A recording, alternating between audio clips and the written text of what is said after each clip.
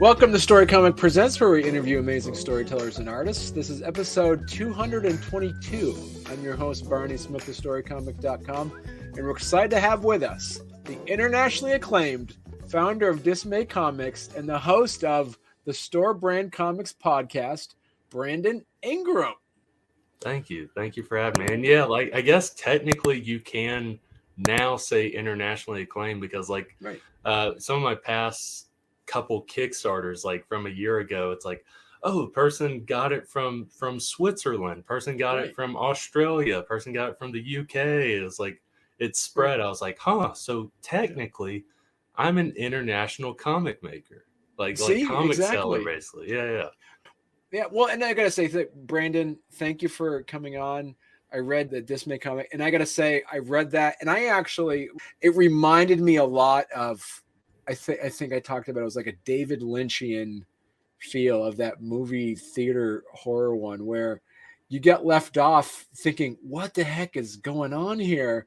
But you didn't want to know the answer because it was almost like you were afraid to figure out what actually was going on.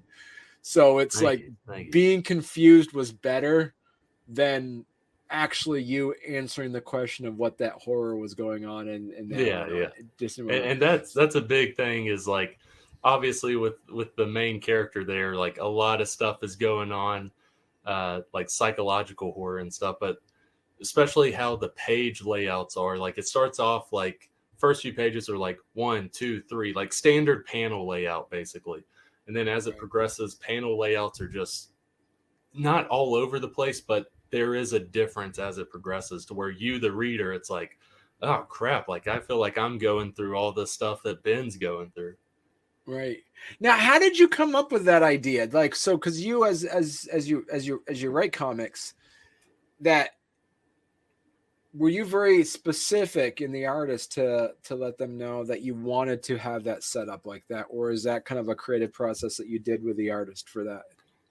Well, when it came to how it was structured in terms of like starting in the beginning, the pages will be more regularly structured, even though like the artwork is like beautiful and like atmospheric and stuff like that. It's still kind of regular structured panels. From there, I basically said, like, as it progresses, like there's a script, but I also said as it progresses, the page and panels need to get a little bit crazier. But like when it came to how crazy it got, Jade Sky, the artist, was the one that was able to construct that very well. So it's that collaboration between writer and editor and the artist. And yeah, it was awesome. And it had kind of a painter. It had kind of like a painting feel to it as well. Yeah. On that, you have a Kickstarter that actually is live as of this recording. That actually you can buy issues 1 and 2 of Dismay. Oh yeah. So Brandon, I want to go into the Kickstarter. I want to talk to you about the Kickstarter. But first, for those that might be unfamiliar with Dismay Comics and the work that you've done, Brandon, do you want to give people a little bit of background on how you got into writing comics? Yeah. So pretty much I got into first writing screenplays like fresh out of high school. Like right when I got out of high school, I was like, I had a love for film and stuff like that before. And I grew up on reading and loving comics and storytelling. Like since I was like 7 or 8, I had been reading comics. And then once early high school started, I was reading like serial runs. Like I picked up on Scott Snyder's New 52 Batman run, was like consistently reading that and different stuff like that. But when it came to me writing, it was around after high school where I was writing film scripts, doing a lot of research on how to write film scripts and different things like that.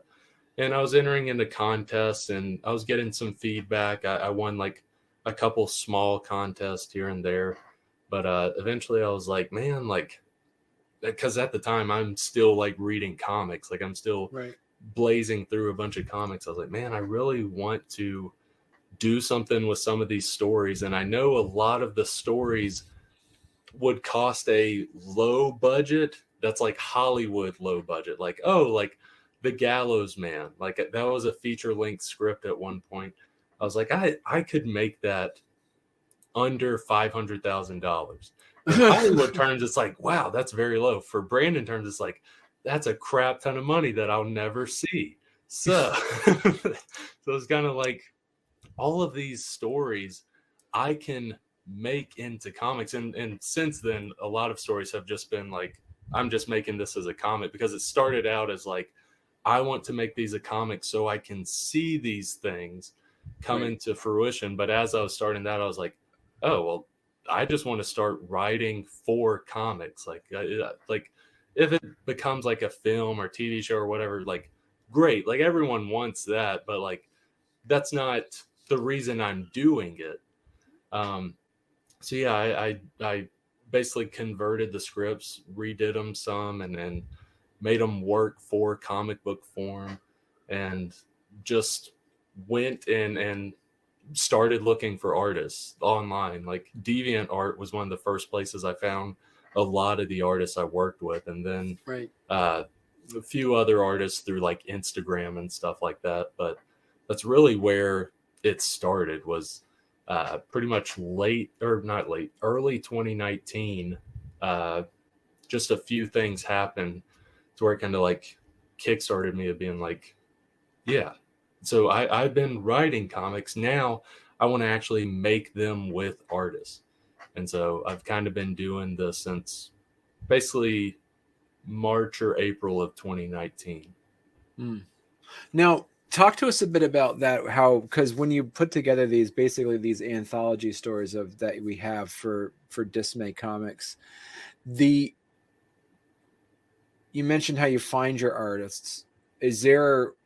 What else would you recommend for comic book writers that might be looking for artists when it comes to from the business side of things? Do you recommend contracts or any of that stuff as well? Yeah. So when it comes to looking for an artist, the first thing I'll say is, don't be one of those people that's like, oh, you'll get paid in exposure. Don't be one of those people. No one likes those people. Don't be one of those people. Even if like you might be working on a budget, still pay your artist. You can find artists on a low budget. You just need to work with that. Work with the skill level that you're paying for and stuff. But yeah, I found artists through DeviantArt. I found some through Instagram. You can also, an easy way nowadays that I didn't know back then was Facebook groups. There's like writers seeking artists or artists seeking writers, that sort of stuff. So those are some easy ways. And then, yeah, work for hire contracts. I would say I'd recommend 99.9% of the time, it'll never like come up in the future or you'll never need it. But in that 0.1% that you do need it in the future, you have it there. You have proof that, hey, we had a contract, I paid. And that's an important thing, is when hiring an artist, most artists will do like payment per page. Like they have a page rate. So like each page you're paying per page. And with most artists, this isn't all, but with most artists, they'll do like, you'll pay them for one page, then they'll do the page, pay for one page, then do next page, that sort of structure. I like that personally. There's other ways where it's like, you pay half of the total up front, and then when it's finished, you pay the other half of the total. That one isn't bad if make sure it is a reputable artist. Like you've heard people work with them. They work well with others. They've never like screwed over anyone in terms of like you paid half up front and they did one page and then just flaked and you never saw them again. That's something you have to be careful with. Artists, I also say the same. Make sure you're going to get paid. So writers, make sure you're not getting screwed. Artists, make sure you're not getting screwed. Right. Now, when it comes to doing Kickstarters, because you've done 4 so far, how much of the budget do you kind of allocate for the artists? But when it comes to paying for the artist, I pay out of pocket. Like, luckily, I've through my job and stuff, I've saved up over the years, and I don't really have like big purchases I like to get. Like I I don't really care about cars or I live in Florida. I don't care about boats or anything like that. So like, yeah, my hobby expenditures are basically go to the movies every now and then, buy original art every now and then because I like buying original art, and then making comics. So I pay out of pocket for my artists like that I work with. And then when it comes to the Kickstarters, like you'll see it's usually low goals. The point of the Kickstarter for me, because I've already paid out of pocket for the artist, is just to print the books, the books and get the books to people's hands, and also to have some extra books for like comic conventions or like future Kickstarters. Like let's say there's a Dismay Avenue #3 Kickstarter, like in the future. It's an anthology, so you can pick up any issue and read it and have a whole complete story or complete stories. But let's say they're like, yeah, I do want to read issue 3, but I also want to read issues 1 and 2. Well, it's like, okay, well, I have some extras and you can get those. So that's, for me, the point of the Kickstarter is there's an audience there with Kickstarter. People are able to get it. I'm able to print it, and I'm able to print some extras. Like that's the point of the Kickstarter for me.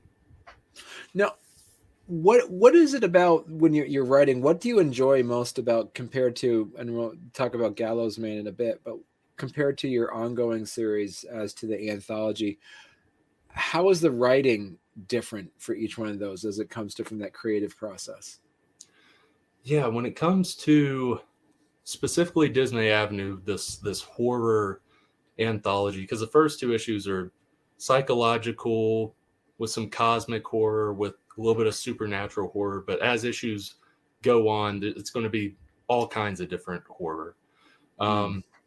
But when it comes to Dismay Avenue, horror is something I gravitate very easily to when it comes to writing, because I just grew up on watching a bunch of horror movies, watching horror TV shows, reading horror literature and stuff. And I, when it comes to the writing aspect, I love Rod Serling's The Twilight Zone. And that's like, to me, like perfect masterclass of like how to write anthologies. And I'll say how to write horror anthologies, because some people will be like, well, like some of the episodes are sci-fi or some of the episodes are this or that. It's like, maybe that's a main genre in that episode, but each one of those episodes, there are a ton of horror elements in it. That's the thing with horror, is it's a very broad genre. Like when your grandma, when your grandma thinks of horror, she slashers and gore fests. That's what comes to mind with horror. But horror is so broad. And yeah, I just, it's the thing that I can write easiest. Like I love writing all genres, like not just superhero stuff, not just horror stuff, but horror is the thing that comes kind of the easiest for me in terms of how quickly I can write it. And this is biased because I'm the writer, but make a good script quicker than another genre. Right. Now, what were, as you mentioned, the Twilight Zone, what are some of the comic book horror ones that have inspired you? Yeah, so some comics, like comic horrors that have inspired me. Scott Snyder's Witches, that was a one a few years ago that was very critical when it came to like horror in the woods or horror in a small town, like a small, I don't think it's Southern, but I grew up in the South, and the town that he depicts feels like a Southern town I grew up in, basically, with woods all around and stuff. So Witches is up there.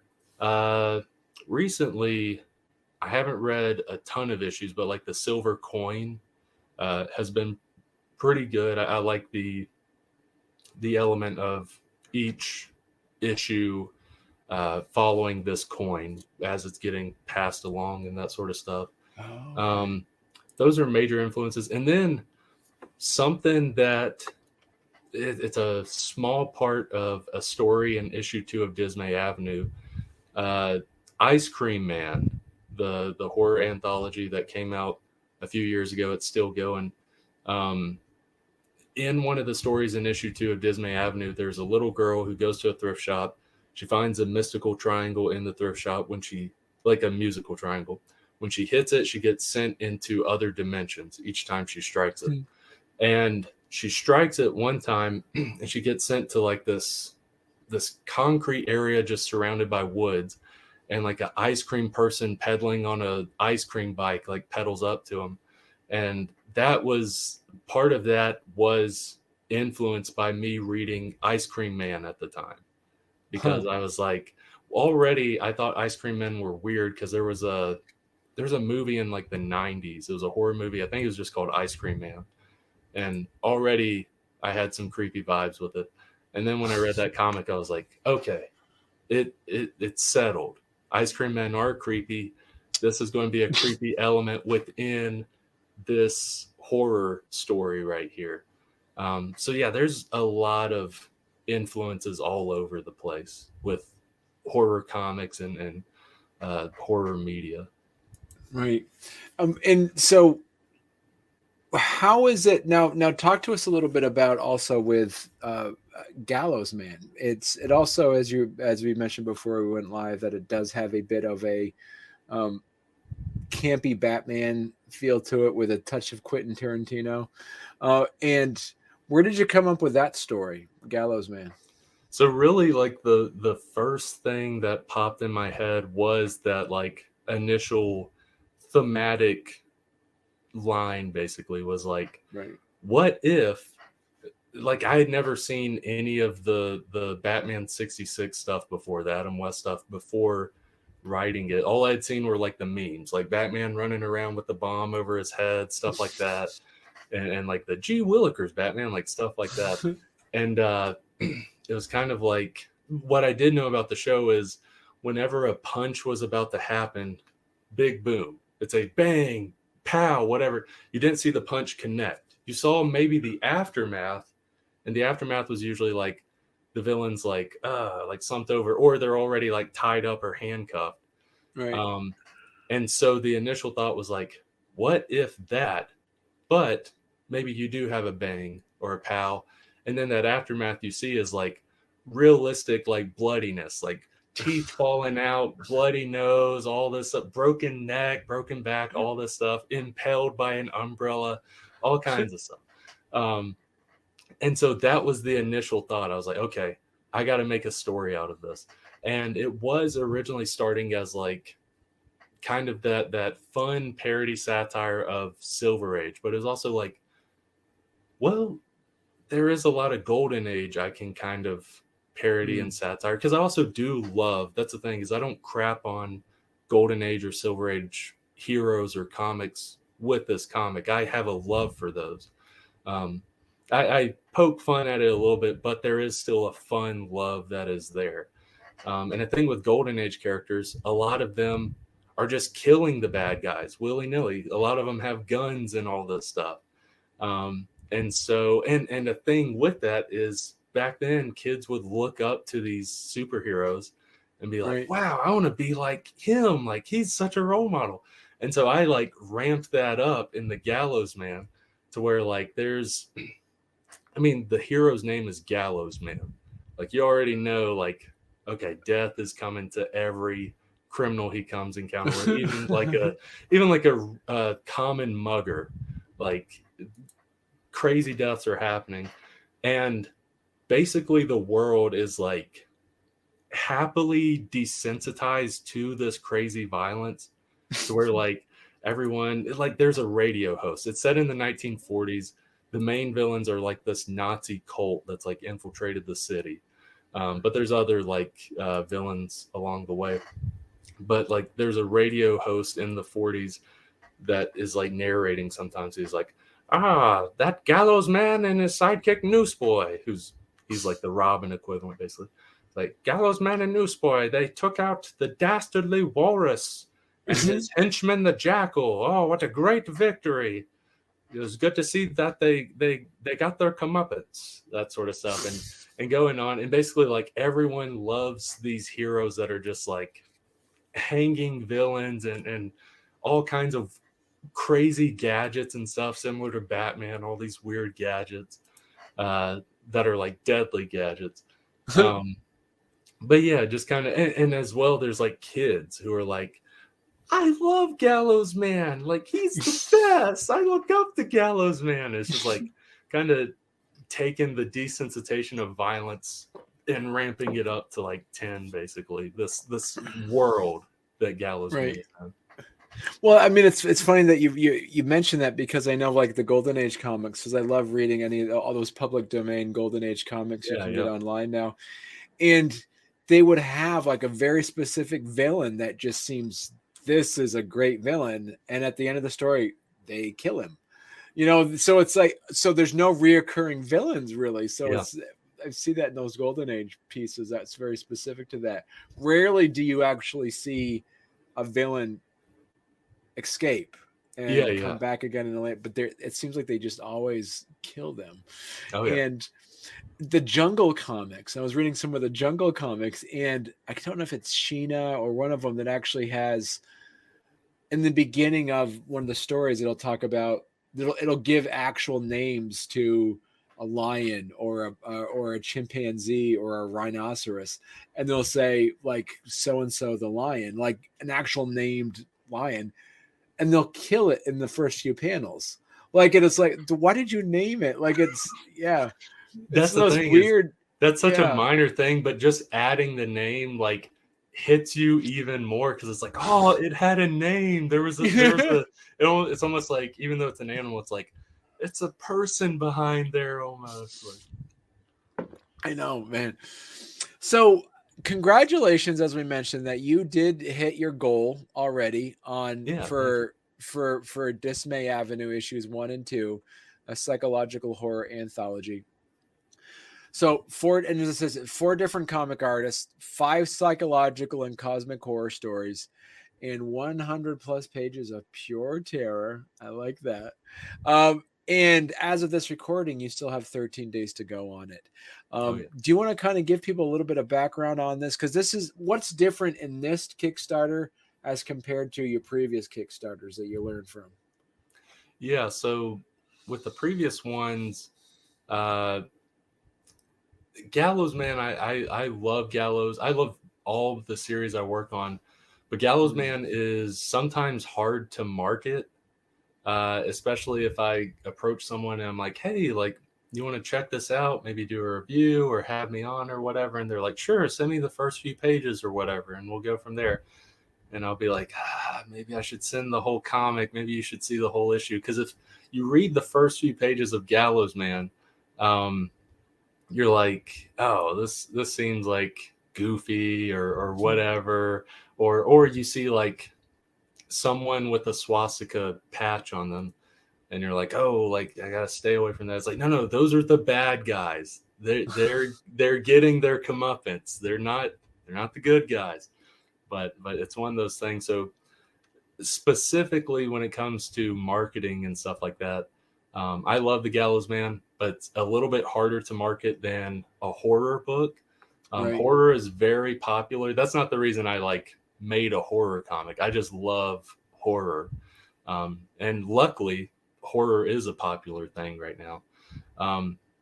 But yeah, like a big thing that has kind of set this apart is me working with multiple artists and like very different artists, very different art styles, because like each story is extremely different. Like issue 2 has 4 different stories. It's over 60 pages long. You have one story, Tolls the Bells, which is very much manga influence, like the story as well as the art, because it's very influenced by Junji Ito. He's a horror manga guy. Both the story and the art feel like a Junji Ito type thing. And I've had a lot of people be like, man, I'm getting hard Junji Ito vibes from this. I'm like, thank you. Like that is a compliment to compare it to Junji Ito. For those wondering about the story, I'm gushing over the art.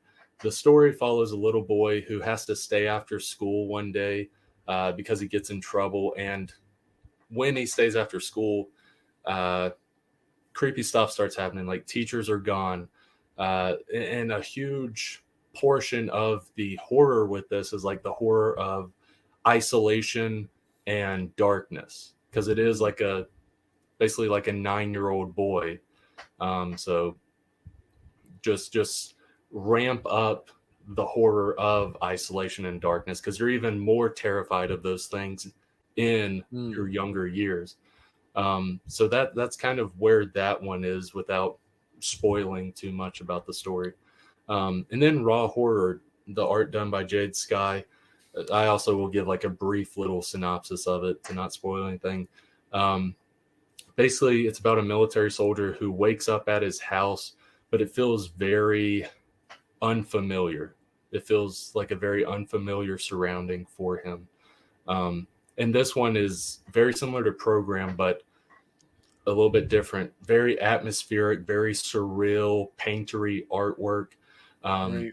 But it's even more surreal and creepy. Like there's stuff that like you read it once and then you'll have to go back, and there's stuff in the background. Like that page, like the pictures, like the first picture, the couple's looking at each other. The second picture, they're looking at you. They're looking toward you. It's various stuff like that. Yeah.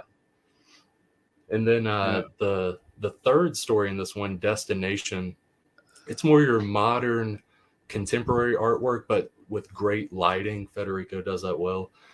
Follows a little girl and her mom go into a thrift shop, and the little girl wanders off. I talked about this before. She finds a musical triangle, and when she strikes it, she gets sent into other dimensions. And that's an example of this one dimension with these crazy monsters in it.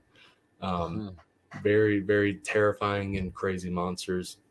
And yeah, I won't I'll try not to spoil that one too much, but it is it's a trip.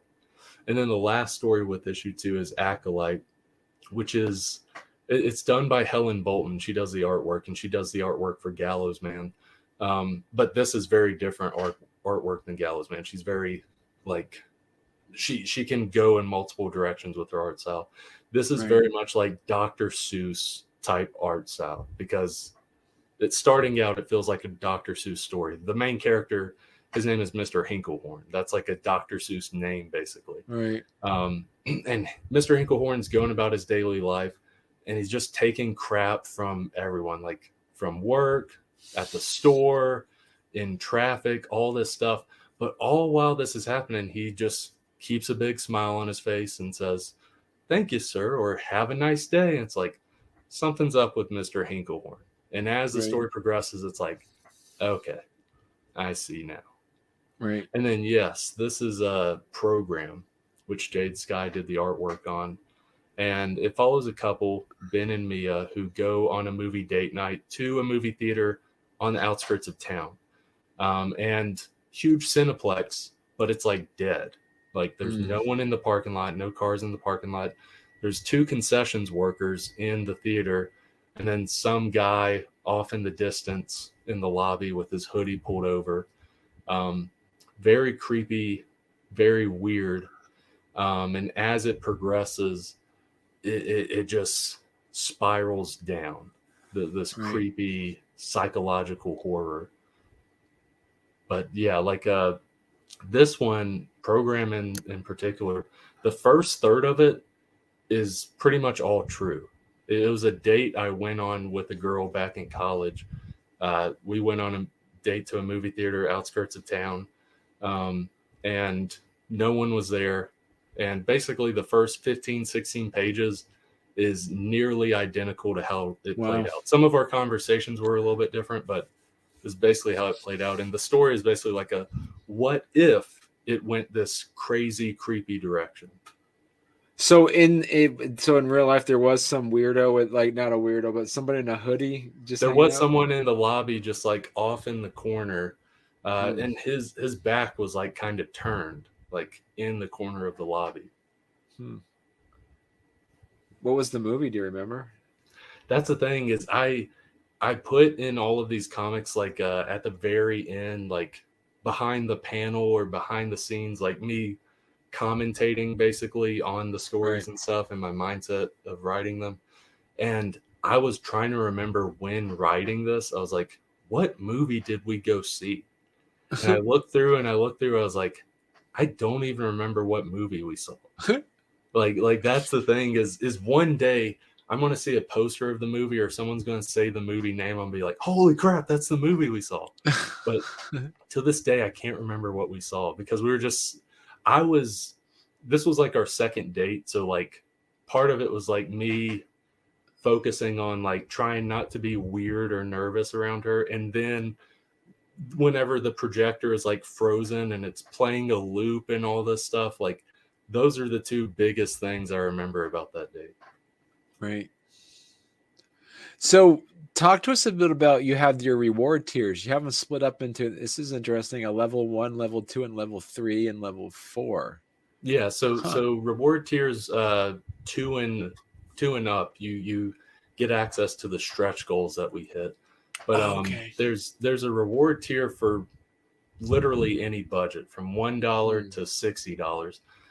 At $5, you can get issue 1, which is over 40 pages of comics, that big 40-page comic program, and then a 1-page like comedy horror backup to where like after you read program, to alleviate some of that tension, you can read alternate reality, which is basically 5-panel comic of, hey, switch trees and humans. Like what if trees were sentient and humans were like trees and they were planted in the ground and that sort of stuff.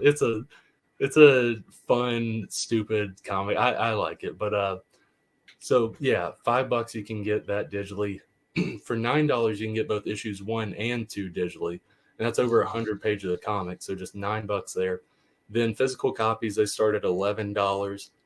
Go from there. And then there's like, as it goes up, there's huge bundles to where it's like huge, like bang for your bucks as it goes up. And there's also an exclusive t-shirt with this t-shirt. I absolutely love it. Like, I'm going to get me one. My sister was like, hey, get me one. I'm like, all right, fine. I'll get you one. It'll be part of your Christmas present or whatever.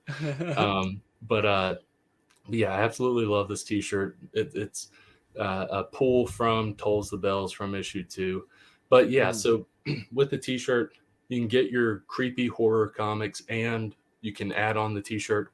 Or, and this is going to be weird, if you don't like comics, if you happen to not like comics though, you can get the t-shirt separately. You can just get the t-shirt. And there's also variant covers that you can get. And yeah, like as it goes along to the point where there's retailer bundles. We've already had a couple comic shops do the retailer bundles. Nice. And then there's the creator value bundle, where you get everything, like the both comic sign, both variant sign, all the stickers, all the PDFs, all that stuff. And you also get the scripts digitally, so you can look at the scripts and be like, hey, like I can pull some, like I can learn from this guy's writing. Or you can look at it and learn like, hey, like he sucks at writing, I don't want to be like him, or whatever it may be. As well as you get a Zoom consultation with me, a 2-hour Zoom script consultation where before the consultation, I'll read through your script, do notes and stuff. That way, when we're in that 2-hour script consultation, a lot of that time is giving feedback and me asking questions or you asking questions and going from there. But a lot of great tiers with this.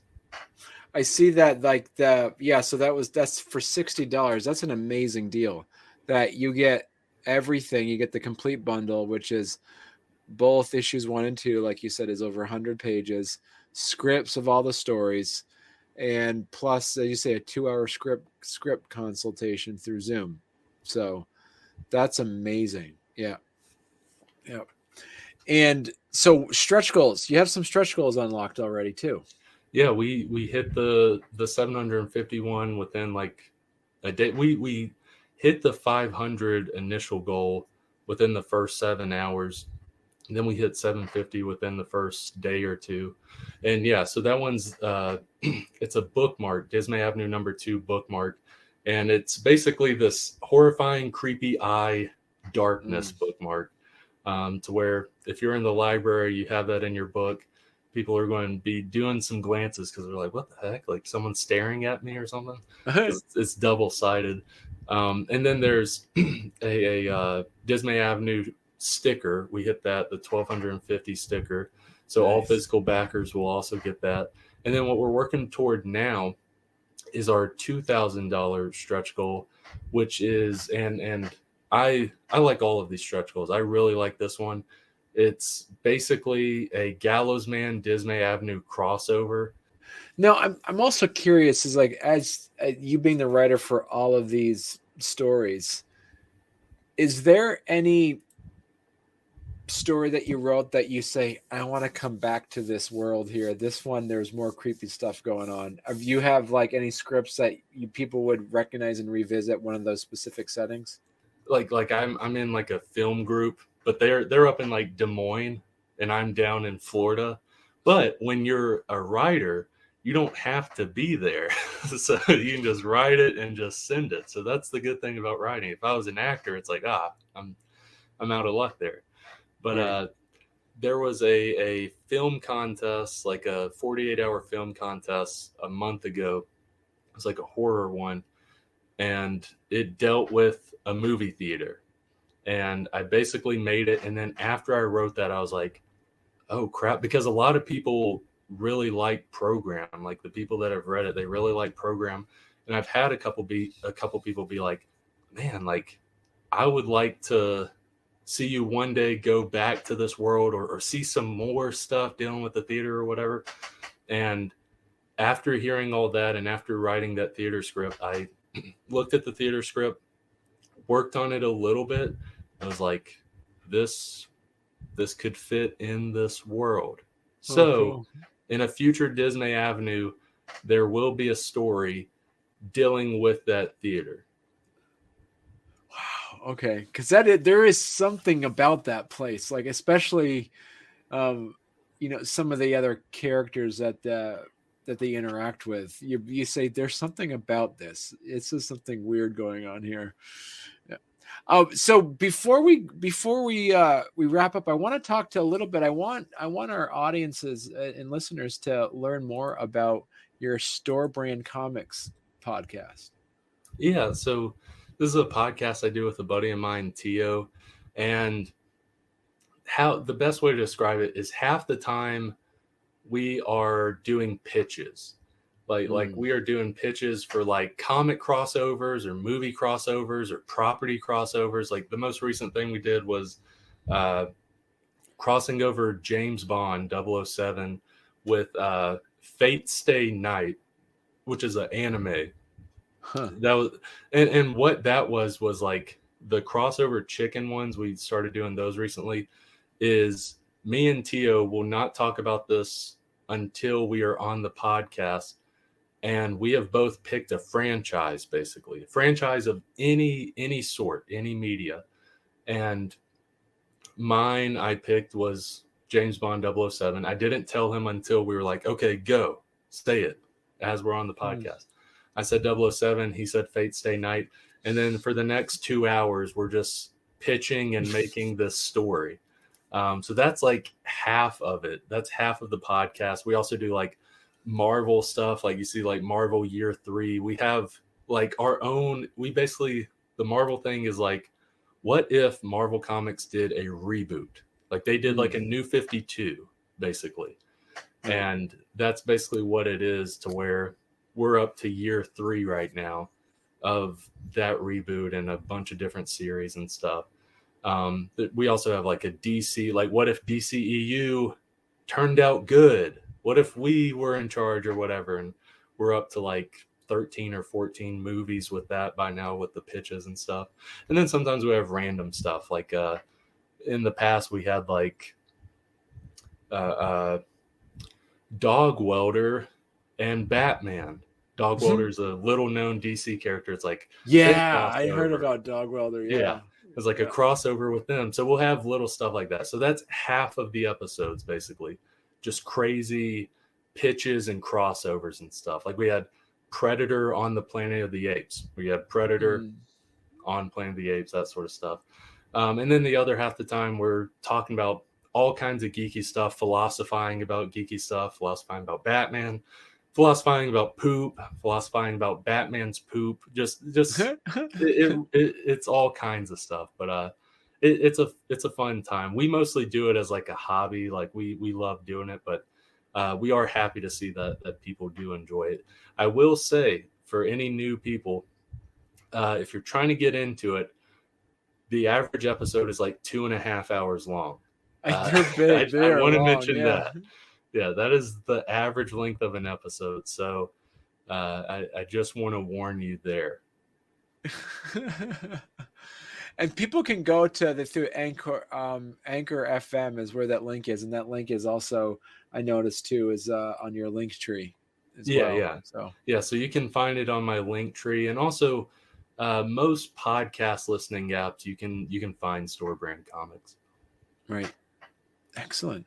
Well, I got to say though, Brandon, congratulations again on having a successful Kickstarter, and you're getting close to reaching that last stretch goal. So that's exciting. You only got about $350 left to meet that third stretch goal.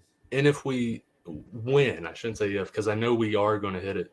When we hit that, I'll reveal the fourth stretch goal, which will likely be the last one. Right. That'll be a $3,000 stretch goal, but I'll reveal that once we hit the 2,000 one. Okay. Wow. Okay. Fun. So Brandon, what's next for Dismay Comics? So pretty much the next thing after Dismay Avenue 1 and 2 will be Gallows Man number 3. It's a 4-issue miniseries. Each issue is like 48 pages long, sometimes a little bit more. So each issue is like double size pages. So issue 3 will come out the first half of 2023. I'm not going to say specifically. Likely it'll be May of 2023 because that's how each one of these have been. It's usually been May 4th. Right. Like one year it was like May 4th, and it's like that's Star Wars Day. It's like sure, it'll also be Gallows Man Day. So yeah, Gallows Man number 3 will come out first half of 2023. Dismay Avenue number 3 will likely come out around the same time next year. So October, September time of 2023. And I hope to sometime in the middle or after those have maybe a one-shot here or there. Like there's a horror one-shot that I'm working on that I don't think will really work in Dismay Avenue. It'll just be its own thing. So I'm working on that. And then there's also some other series. Like there's a 12-issue series that I'm working on that's like a horror war story. Wow. That I'm really liking, but I have it all mapped out. But in terms of scripts, issue 1's completely done. The script's completely done for that. Issue 2, I know how it's going to play out. I have an outline for that. I just got to get on that and write that. And then I have a whole notepad of ideas and stuff. And there's always like stuff I go back to where it's like, oh, like I wrote a whole issue for this series. Like I looked at this a month ago. I was like, oh, there's a serious superhero story that I've been writing that I just realized a year ago, like looking at it now, I realized a year ago I wrote a whole first issue of. I was like, I need to get back to that. So there's stuff I go back to here and there.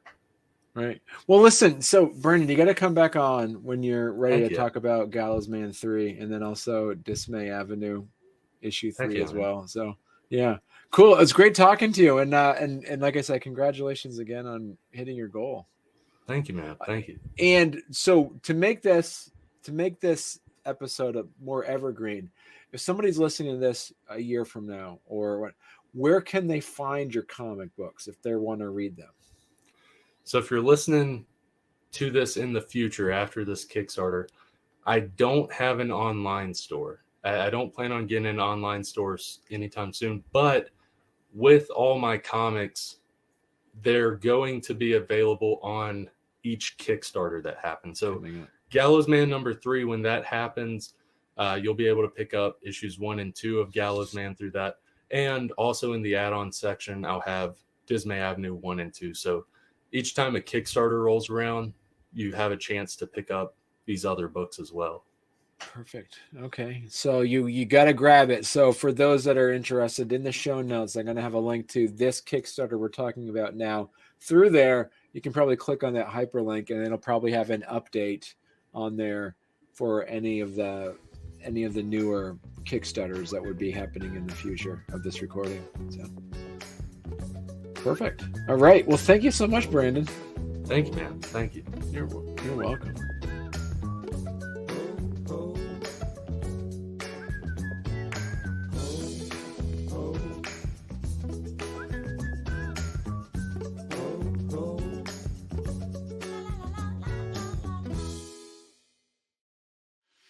And so what's next for you, Brandon? What can your readers expect from? What can your readers I'm going to edit this part out. I just stumbled over my words.